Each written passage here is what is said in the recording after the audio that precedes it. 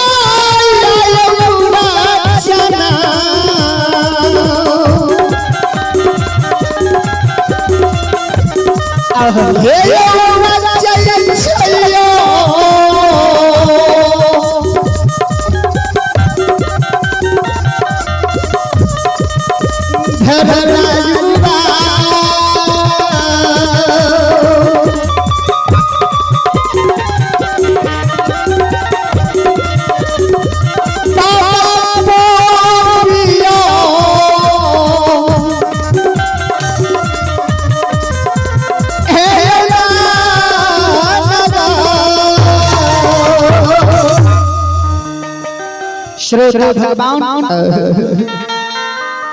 ध्यान देवे बहुत ही पंजार बाबा कहे छे कि ज्योति बाबा की माय दुख और सुख के पटरी धर्मा के गहबर में बन के रख देली। श्रोता भगवान हमर कहना आओ दुख और सुख के पटरी में हुई है।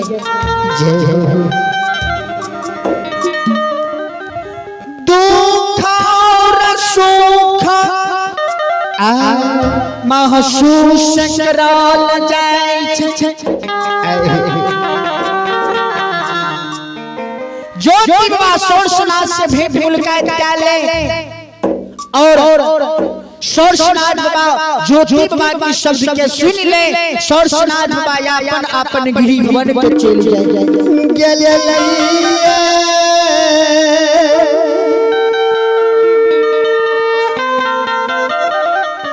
ज्योति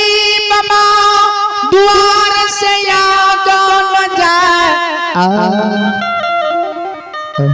धर्म के गहवर के उसार पर पहुंच जाए।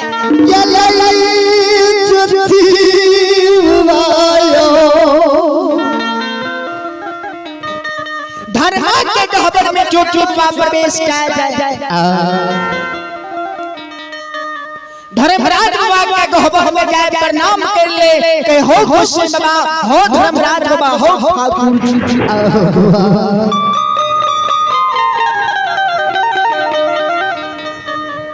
आए हो सुख के यह धर्म के गहवर में त्याग दै छियै।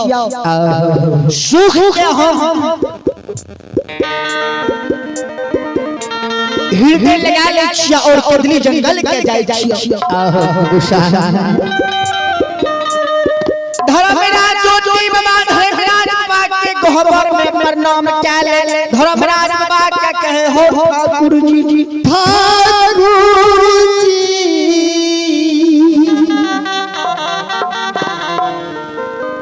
आए हो 80 वर्ष के अमां और पर के बेटी अबला नारी के हम तोरे पर सपने कदली के जाय छियै। ज्योति बाबा दुख के महसूस कर ले, दुख के शरण लगा ले, ज्योति बाबा गहवर से बाहर भ जाए। ज्योति बाबा के माय धर्मात्मा जे धर्मराज बाबा के गहवर के ओसार पर सुरसल रहे हैं।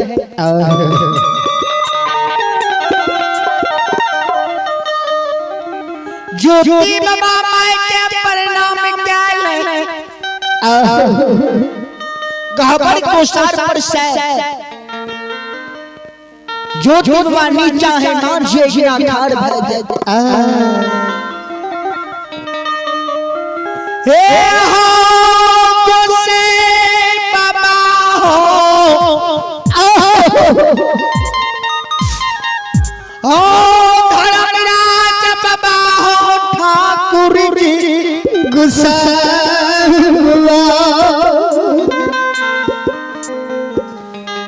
करे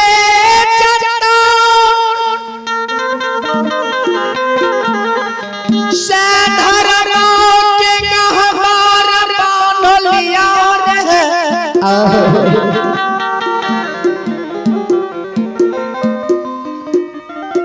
कते जतन से अशोका का वृक्ष लग लिया अभी वन से खरी काट वृंदावन से विशेष बीट बांस काट के आन लिया दुई दिन के रस भई के अरबा अरबन खा के हम धर्मन के गहबर बांध लिया रे धर्म को बांध लिया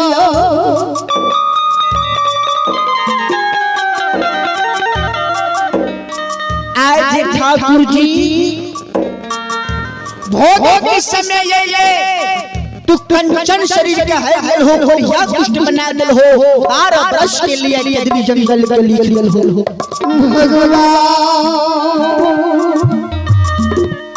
कते जतन से अशोका का वृक्ष लगे लिए है दूध हाथ किया के कोयली चरिया का पोपन में हम बस लिए ठाकुर जी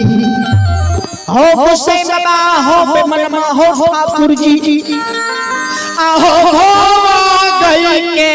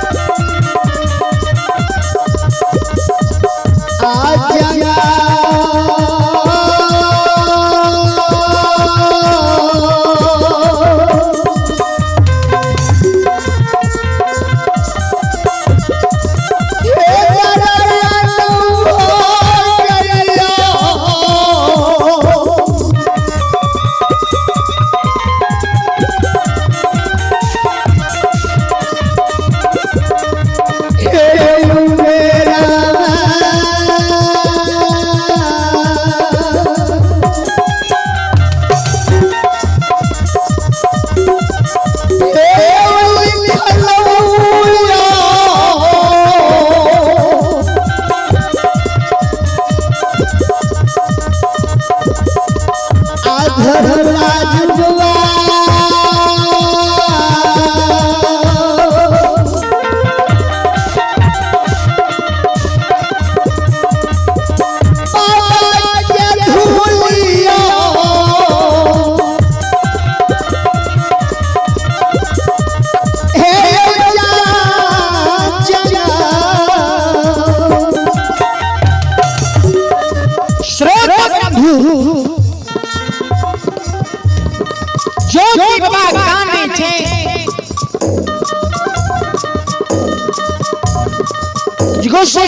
भोग के समय कितनी लिख हो ज्योति बाबा का नहीं भगवान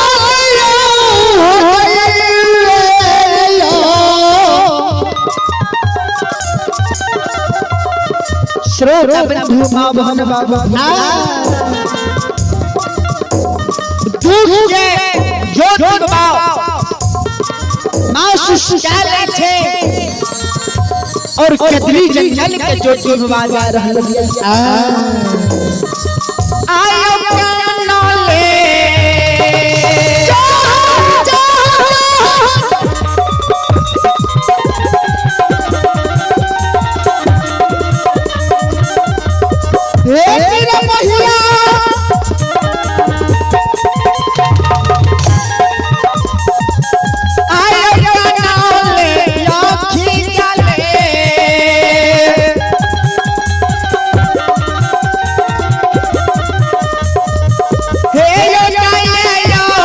ज्योति बाबा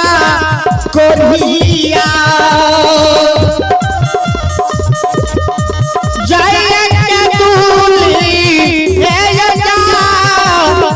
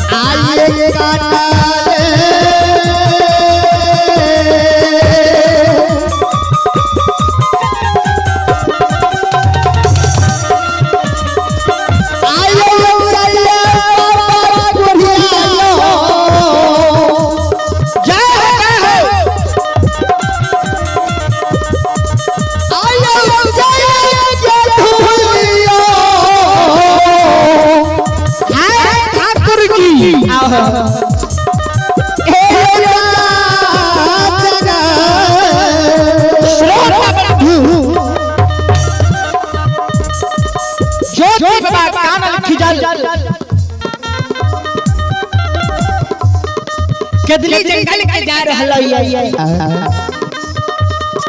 जो बाबा लहू पी मार पड़ रहलैया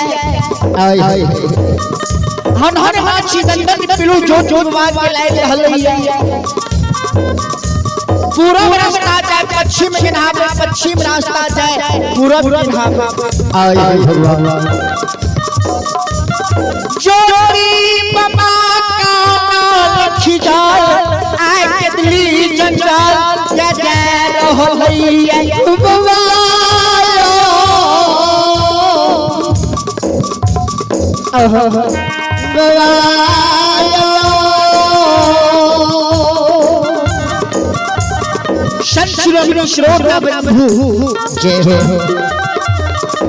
हमारी माँ बहन बाबू भैया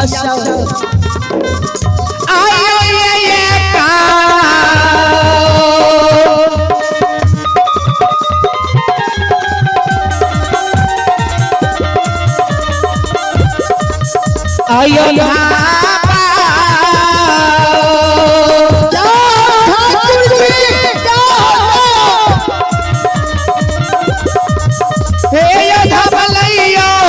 ज्योति बाबा